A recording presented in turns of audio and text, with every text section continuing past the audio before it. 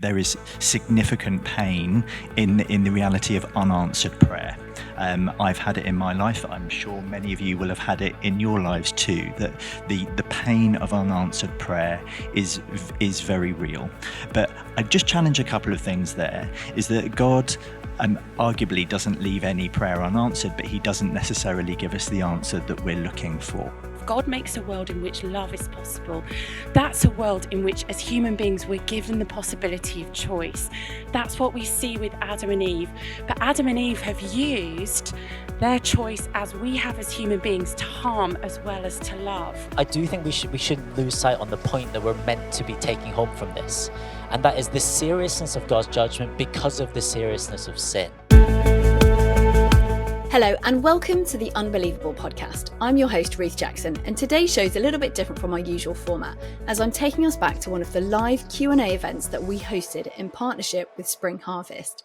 Joining us on the panel today is renowned public theologian and author Dr. Amy Orr-Ewing, and two distinguished medical professionals, Dr. Ben Thomas, an international speaker and consultant anaesthetist from OCCA, the Oxford Centre for Christian Apologetics, and Dr. Ben Chang, an A&E doctor, author and speaker. Our panellists answered questions which were submitted anonymously by young people and then voted for. We received questions on a plethora of different topics, including suffering, hell, prayer, sexuality, and whether the God of the Bible is a God of genocide. All of these are coming up in today's show. If you're new to the podcast, then please do hit the subscribe button to enjoy more content like this. And if you're watching on YouTube, then do check out our archive of past episodes and other podcasts here at Unbelievable, which explore the questions that matter to all of us. So let's dive into today's show with the top voted question. Will people who never get to hear about Christianity in their lives go to hell when they die? Well, hi everyone. First of all, it's great to be here, and thanks for coming to this heavy session beginning with hell on a Thursday afternoon in Minehead. So this is a classic question that really goes to the heart of the idea of whether God is just and whether the Christian faith is just. And it's a question that theologians and followers of Jesus have wrestled with for many generations. And at the heart of it is the idea, I think, saying, how could it be fair for God to judge people on the basis of something they didn't know? And if God were to do that, that would be really unjust. And the Bible presents God as a God who is both loving, a God of love, and a God of justice. And so that's the sort of crux of the question. So when it comes to Christian teaching on, or biblical teaching on hell, there are a variety of different views and opinions. I just want to sort of acknowledge that, but obviously I'm going to share what my view of what the Bible says about it. So to take the first question about justice, and then a little bit about what hell is and what it isn't, the question of who people who haven't heard, we could go to different places in Scripture, but I would probably want to have a look at the beginning of the book of Romans, where Paul sort of unfolds for us a theology of revelation and what theologians have called natural theology, this idea that God has kind of revealed himself in different ways, and the writer of the book of Hebrews picks it up as well. God has revealed himself through creation, God has revealed himself through the prophets, God has revealed himself then ultimately in the person of Jesus. And if we look at the book of Romans, we kind of have this sense of God actually judging people on the basis of what they have heard and what they do see. And so we're introduced to this idea of a God of justice who judges people justly and righteously on the basis of what they have known and seen. Now, given that we know then as Christians that we do need Jesus, we need Jesus to save us, to redeem us, to forgive us, because even the knowledge that we do have isn't enough to save us. Obviously, there is this gospel imperative and desire to get the cross of Christ and the offer of salvation through Jesus known to the world. It's not meant to reassure us that, we don't need to worry about whether people are going to be judged or not because they've got natural theology. That the heart of the Romans teaching there isn't to say, the cross doesn't matter. But there is very much this sense of God judging us on the basis of what we have heard. I think the second thing I would say is that we don't know how much people know. And I would draw on two practical examples that I found helpful in this regard. So I may think there's this whole group of people who've never had a missionary preach to the gospel to them. But that doesn't mean I know what God has revealed to them or not. There's a book that was a classic book when I was growing up called Eternity in Their Hearts. And it was a book of examples of unreached groups of people who had some sort of knowledge of the gospel, of a God of love sending his son into the world without ever having had the Christian gospel preached to them. In other words, people who'd received some kind of revelation culturally or in other different ways that was very much, the gospel as we understand it. The second example I would look at would be the story of Stalin's daughter. You'd think of Joseph Stalin as one of the most evil perpetrators of crime and injustice and murder that we saw in the 20th century. But the story is told of him on his deathbed. And as he lies dying on his deathbed, he sits up in bed and he looks at heaven, looks at the ceiling, looks up and, is very his face very much kind of engaged. And he shakes his fist at heaven and falls back into bed and dies. So who knows what we can make of that? But when you hear an example like that, what I think that tells me is that even someone like Stalin could have had an intervention by God on their deathbed. So when we talk about people who haven't heard, we don't actually know what people haven't heard and what they don't know. And so I think the Bible is trying to encourage us to view God as a God of justice. So there's an element of us being judged on the basis of what we do know.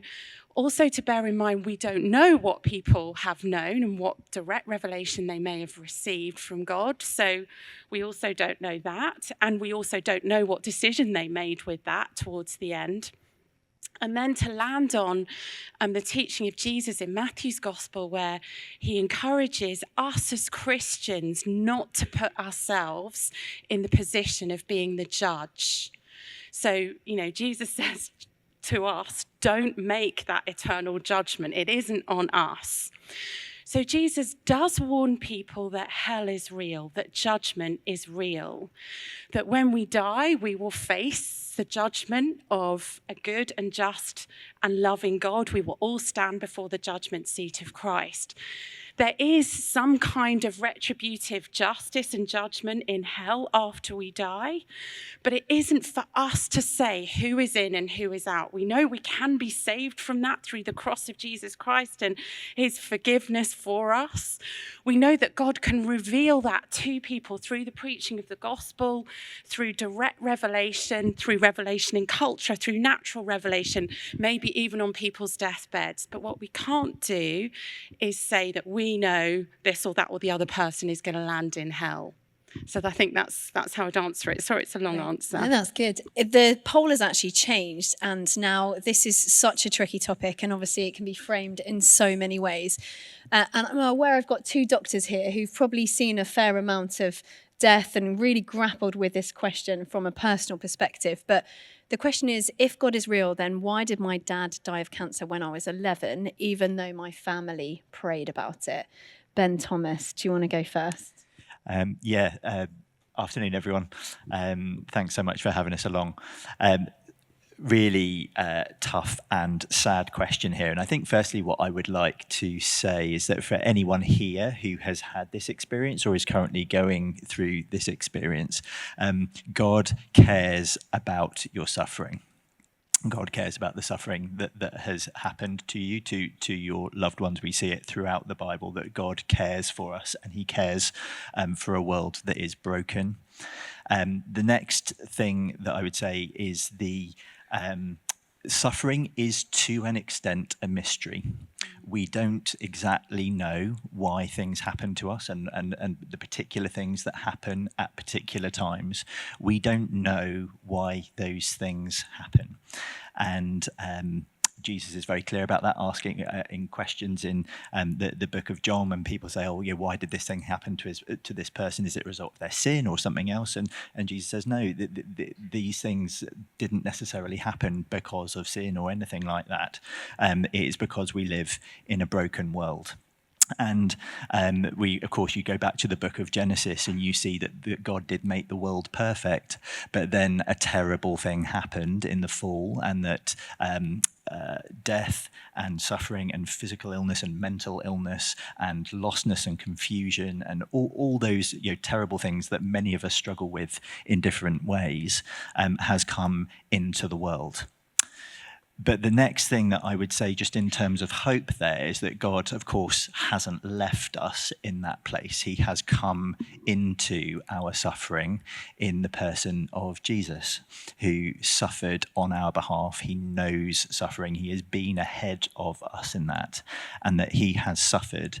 But firstly, to bring us back into relationship with him, because our sin had broken off that relationship, but also to bring an end to suffering and sin and death at the end. So that has a use by date. Sin and death is going to end eventually.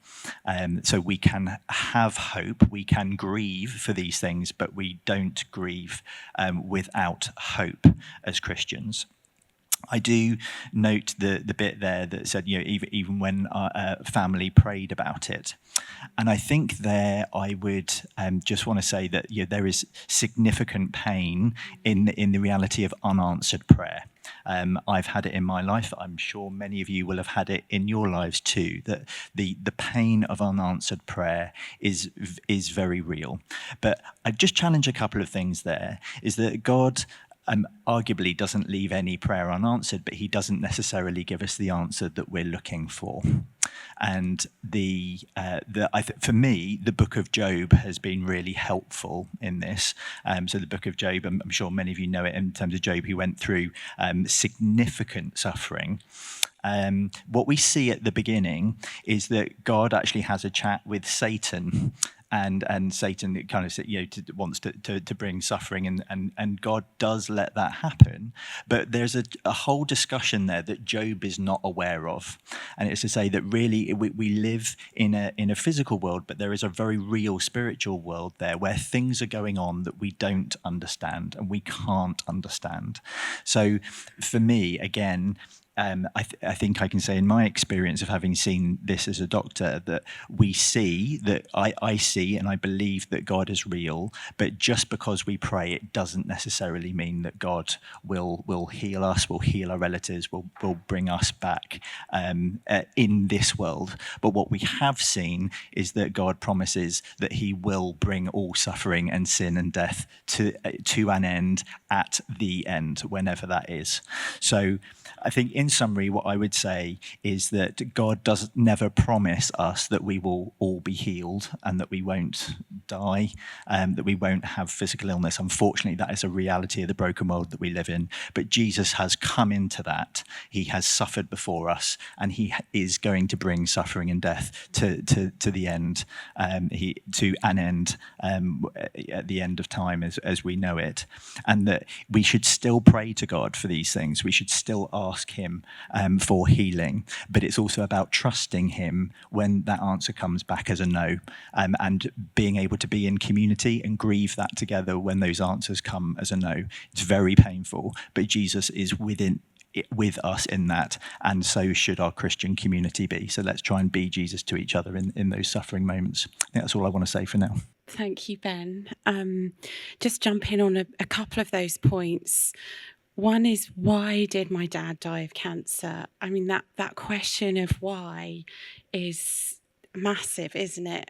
In fact, the story in the Bible of where Lazarus, the brother, has died, and Martha says to Jesus, Lord, if you'd been here, my brother wouldn't have died. I'm sure everyone in this room has found ourselves in a similar situation, saying to God, if you had done something, if you'd cared enough, if you had done a miracle, then this suffering wouldn't have happened. And the fact that that is articulated in the Bible, it's right through the Old Testament, then as well during the ministry of Jesus, that we are not alone in asking this question, and the Christian faith is not afraid of this question.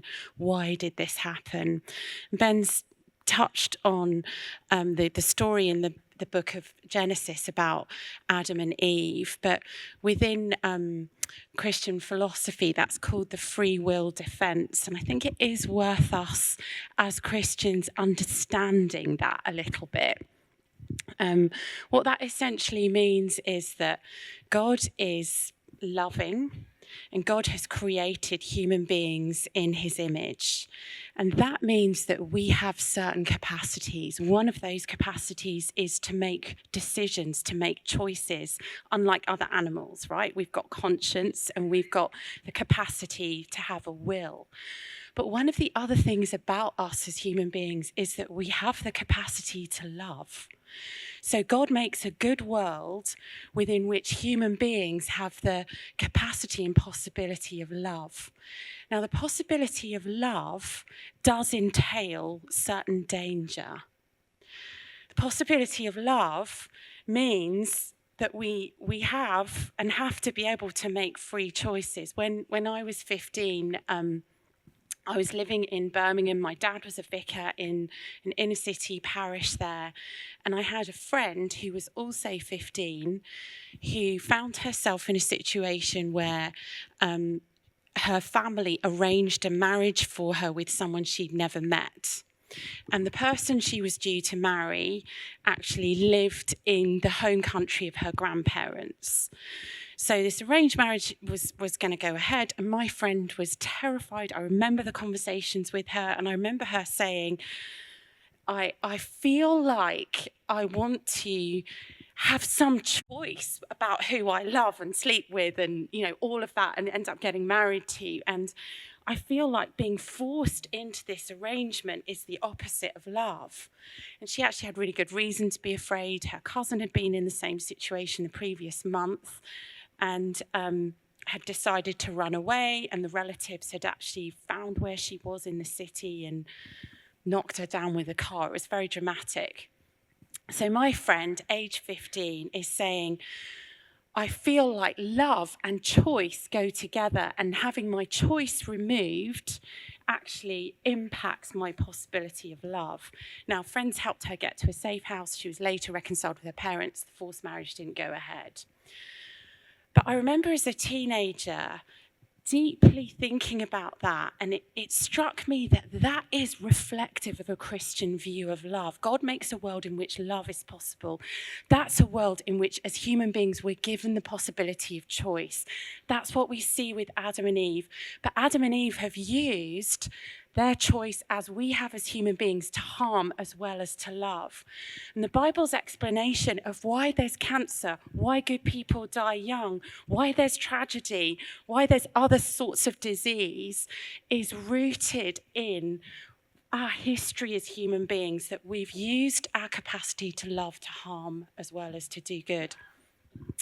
And so that's called the free will defense. In other words, cancer, death, violence, even natural evil, the evil and suffering that we see around in the world are not God's design, but they're here as a consequence of our exercise of choice.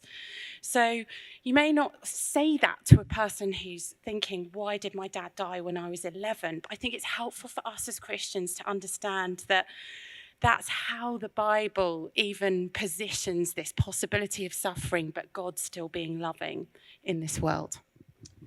Yeah, and I agree with all that's been said. Just one small point that I just want to add to this, and that is that as Christians, we believe in a God who can and does work through suffering for good. There's been so many brilliant questions, so thank you so much for being so vulnerable in all your questions, guys.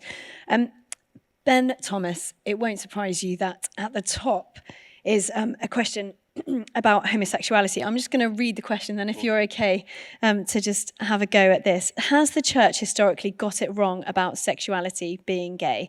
And do you think in decades to come, same-sex relationships will be fully accepted? Wow, that's a ding-donger, isn't it? Okay.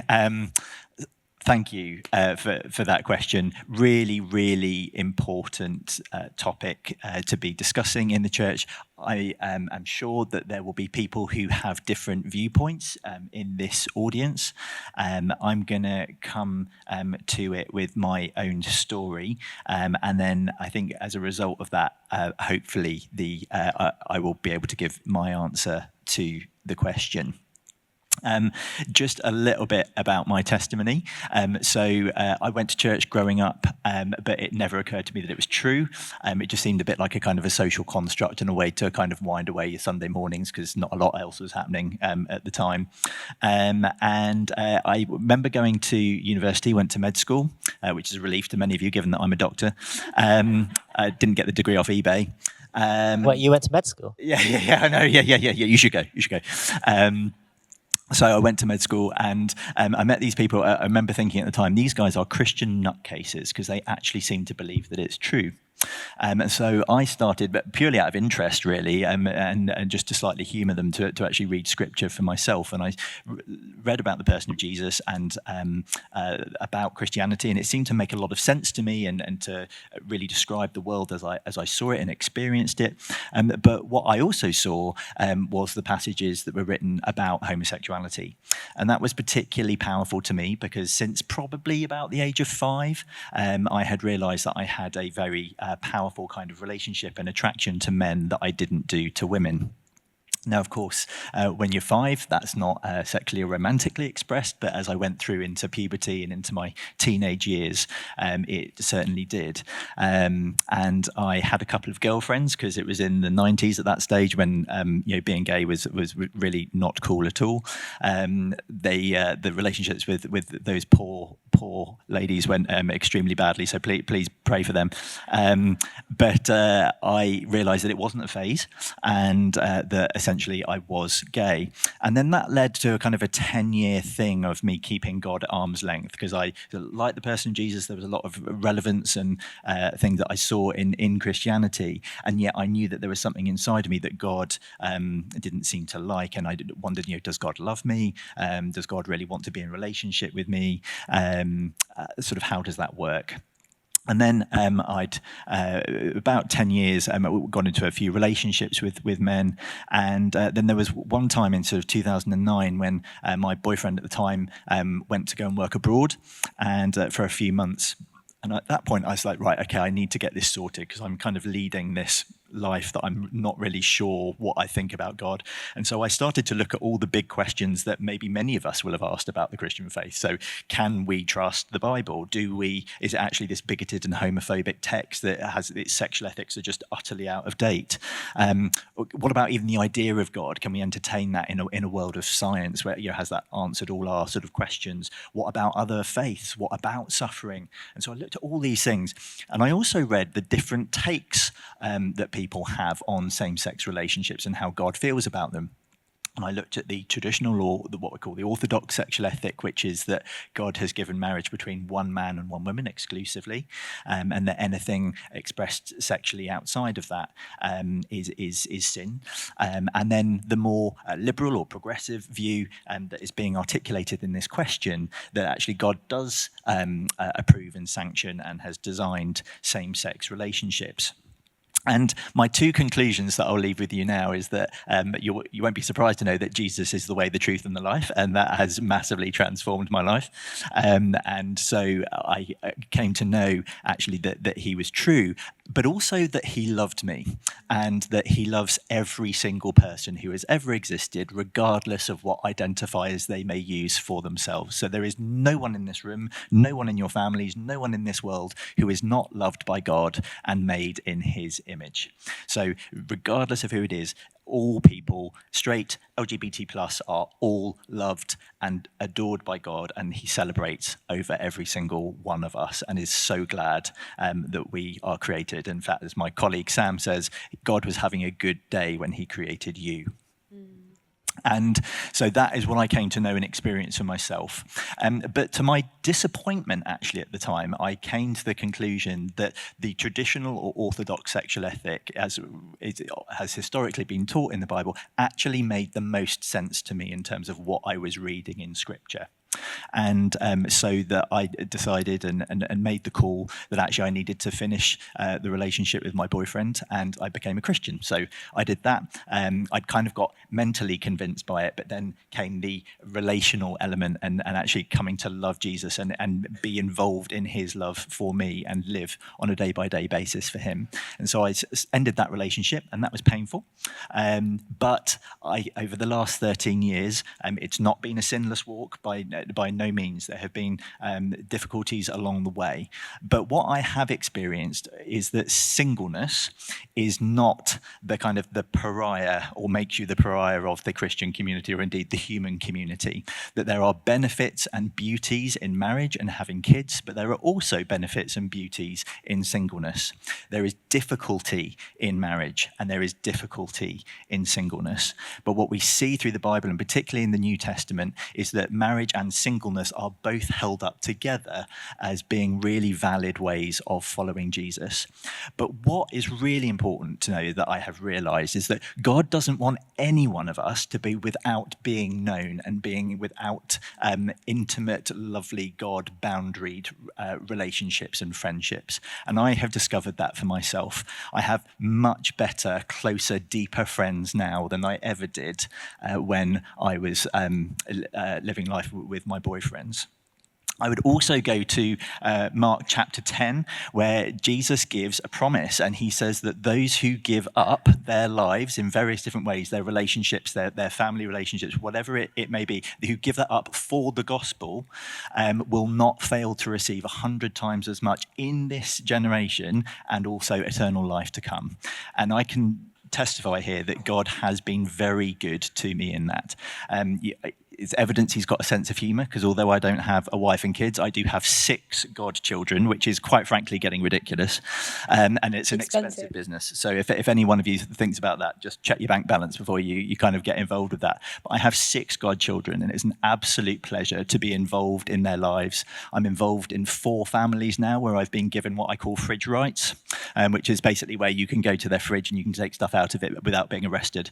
And you can really be involved in their families. So I have experienced that when you give up your life for God, he does honor that. And actually, I just want to end with this maybe and let other people come in, because I've been yapping on for a while, that this is what we are all called to. It is not saying that those who are LGBT plus identifying are called to this hideous life of repression and not being known and not having any kind of fun or friendship or relationship.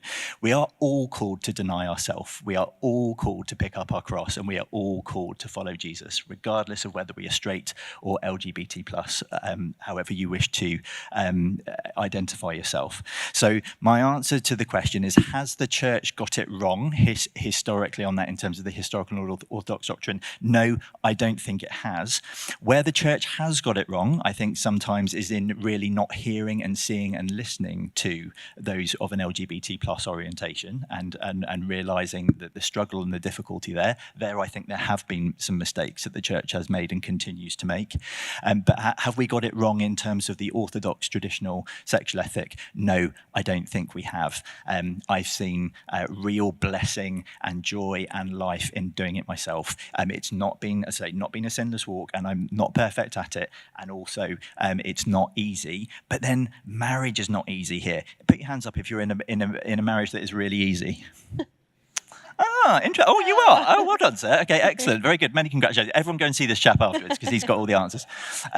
But we are all in difficult relationships, but also with a mix of blessing. And that is what I've experienced in my life. And so that would be my answer. Ben, thank you so much for sharing.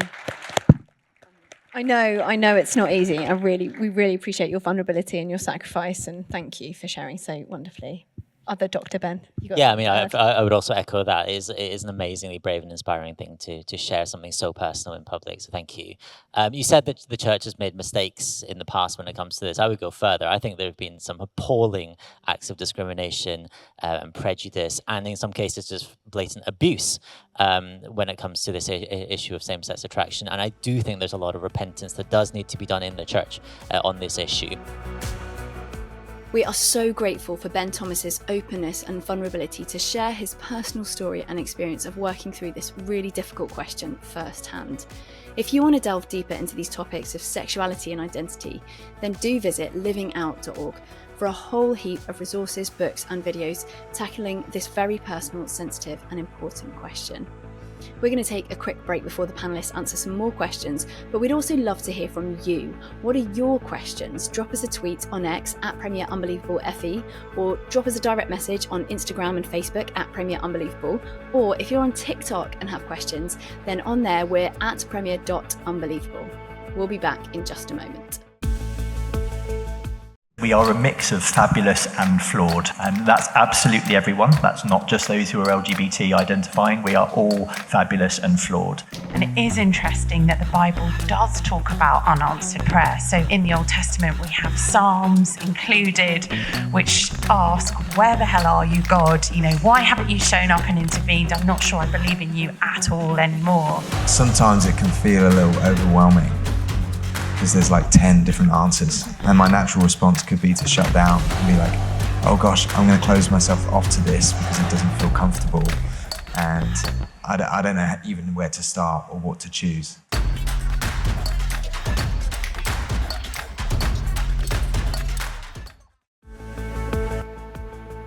Welcome back to the Unbelievable podcast with me, Ruth Jackson. Let's dive back into today's Q&A show with our panellists, Dr. Amy Orr-Ewing, Dr. Ben Chang and Dr. Ben Thomas. Our strapline for this live event was no questions off limit, and we received a number of questions about the character of God. So, is God a genocidal villain? Let's find out. This has got a lot of likes. I mean, not a like, but as in people want to talk about it. So thumbs up, that's what we'll go with. When God flooded the world, wouldn't there be a lot of innocent people who had died, at the very least babies and children? Why weren't they saved? And I suppose this goes to the heart of what many people would ask about the things that go on in God's name, perhaps biblical accounts of genocide, that kind of things. How do we answer some of those questions where it really looks like innocent people are being destroyed, particularly at the hand of God, something that God has ordained? So just a couple of general comments about the Old Testament, and then to talk specifically about Noah's flood. So general comment about the Old Testament. As Christians, unless any of us are Jewish, either by family tradition or genetics, really the only reason we would read the Old Testament at all is because of Jesus. And it's really important to remember that. There is an Old Testament, but we only read it because of Jesus and then through the lens of the New Testament, and there did need to be a New Testament. So the Bible presents itself as an unfolding revelation that occurs through history and that progresses, okay? And then you have two things going on between the Old Testament and New Testament. You have continuity and discontinuity. So there is continuity between the Old and New Testament in the sense of God is God. God is a God of love. He's a God of justice. God is revealing himself. There's prophecies of the deliverer that's going to come. There's going to be a Messiah. Then there is a Messiah, and so on. But there is also discontinuity between the Old and New Testament. In other words, the Old Testament contains stories of a period of time that actually comes to an end or comes to a fulfillment in the person of Jesus. So when we read actually any stories about God's judgment in the Old Testament, we read them through the lens of the Redeemer, the Messiah, Jesus, who has come and who did need to come. We did need to be saved. The world did need to be saved, and God has actually done it and revealed himself ultimately through Jesus and Christ on the cross. We also, though, in the New Testament are still operating with a framework of a God who, because he is good, is also just. Because he is loving, also does judge evil. And again, at the cross of Christ, that's one of the things we see. Jesus bears not just the sins of the world, expiation, carrying your sin off you onto himself. He also carries the judgment of God for sin. Propitiation is the theological word. So he takes the penalty as well as the sin itself. And sometimes for us, or sometimes as Christians, we maybe struggle with that idea of God's justice or his judgment being actually good. And I want to just dwell here for a second to dig into this together for a moment, because we're now actually living in a cultural moment where there's a generation crying out for justice. A generation who is saying abuse and harm actually matter greatly. And is there any framework that is going to acknowledge the seriousness of harm? I really saw this myself in my early 30s. My husband and I were living, my husband was a pastor at the time, leading a church in the inner city in a really difficult neighbourhood of London. And we'd come to know a woman in the community who was the same age as me. I think I was actually 29, so not even 30, but she was the same age as me. She'd come to gloriously know the Lord, but had a really different life from me. She had 5 children that each of those men had abused her in some way, left her. She was coping amazingly, actually, raising a family. She came to know Jesus gloriously and was serving him. And her oldest daughter, who was a young teenager, was part of the youth ministry of the church. And then various things happened. One of her ex-partners was released from prison and she had a restraining order, but came to the flat and assaulted her child, her oldest child, and nearly killed my friend, left her for dead. And she nearly lost one of her eyes. She was very horrifically assaulted. And I saw her the next day. So this is someone that I've walked with, someone that I love. This is a courageous woman who's raising a family in really difficult circumstances. And she was unrecognizable. And as I laid eyes on her and I looked at her with love, was my impetus, was the feeling in my heart, oh, her abuser should get off scot-free. Is that what love sees when they see someone harmed and damaged? No. Actually, what I felt in that moment was my heart cries out for justice for this woman, and this guy needs to be caught and he needs to pay a penalty for the crime. In other words, in that situation, I was able to see how judgment and love actually exist together. Now, the Bible presents the picture of a God who, because he is loving, is also just. He calls abusers, those who cause great evil and harm in this world, to account. In the Old Testament, one of the means of that judgment is in this story, the story of Noah's flood. Now, what's interesting is that in the midst of that story, so God ultimately judges the world for acts of evil and great harm that has occurred. God ultimately judges by bringing this flood. What is interesting is the process of God's revelation, even in that judgment. In other words, Noah spends time building the ark and explaining to people why he's building the ark. Noah invites people to come into the ark. And ultimately, after a period of time when the flood begins, actually, if you look at the dimensions of the ark, biblical scholars argue there was masses of space, there was loads of space for people. So even as God is judging evil, judging harm, which is an iteration of his love, the two go together. We've explored that a little bit together. This kind of means of God's judgment happens within this limited time frame that has come to an end now because Jesus has come. But even in that kind of story, there's still grace. There's space in the ark. There's the preached message of the prophet Noah and the opportunity to respond. And then just the last thing I would say as well about the text. The Hebrew word used where we describe, where we would think of the flood of the whole world, the Hebrew word is haaretz, the land. And that is the same form of words that is used later for the promised land. So some biblical scholars would make a case that this is a flood that is over the whole land, not over the whole world.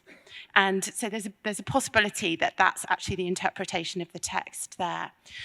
So are people caught up in this judgment?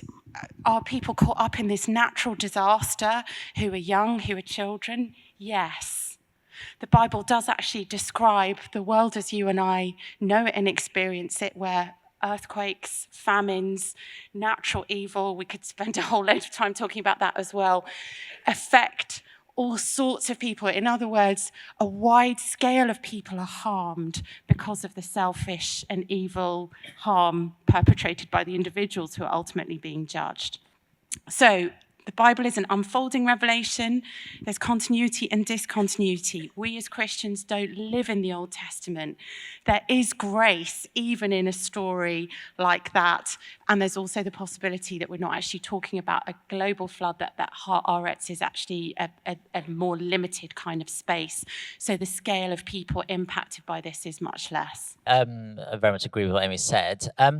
The flood is meant to be horrifying. It's meant to be awful because it was a righteous act of judgment on the wickedness of the people. And we see in 2 Peter that the flood was actually a foreshadowing of the ultimate judgment day. And so we read these narratives and we're meant to be shocked by just how awful this judgment was. I think it's mad that Noah's Ark has become a children's story because it's awful. It's horrifying. And these questions this is a very interesting question about the children and stuff, but I do think we shouldn't lose sight on the point that we're meant to be taking home from this. And that is the seriousness of God's judgment because of the seriousness of sin. Just a little kind of medical anecdote. So in your first year of becoming a doctor, you have a provisional license. And there are certain things you can't do as a first year qualified doctor. And one of the things you can't do is prescribe chemotherapy drugs. And there's an obvious reason for that. And that's because chemotherapy drugs are really dangerous drugs. They have awful side effects. And if they're not given correctly, they can be lethal. These are really dangerous drugs that you have to be working as a doctor for more than 1 year to prescribe. Now, what are we doing prescribing these really, really dangerous substances? Well, the answer is, of course, because they treat something that is even worse, that is even more awful, cancer. And if that's the treatment, how bad must the problem be? If this is the judgment that God administers on the people in Noah's era, if this is the righteous judgment of God, how bad must the problem of sin be? And I think that's the point we need to take away from this passage. These questions are good and interesting and worth talking about, but the point, I think, is that sin is serious and we need to take it seriously. Such a big question, and I'm so grateful to our panellists today, Dr. Amy Orr-Ewing, Dr. Ben Chang and Dr. Ben Thomas. I do hope that this episode has got you thinking and maybe begun to answer some of your own difficult questions. For more debates and discussions featuring thought leaders like Jordan Peterson, John Lennox and Alex O'Connor, as well as more insights from Amy Orr-Ewing, do head over to our YouTube channel or our website premierunbelievable.com. In upcoming episodes, we'll be exploring questions like, is there any evidence for the resurrection? Is Christianity just a psychological crutch? Does the Bible condone slavery? Are Christian moral values relevant in our modern context? Is the Bible sexist? And what about AI? If you've enjoyed today's show, then please don't forget to hit the subscribe button, like and share this episode, and do follow us on social media for all of the latest updates. Thank you so much for listening, and see you next week.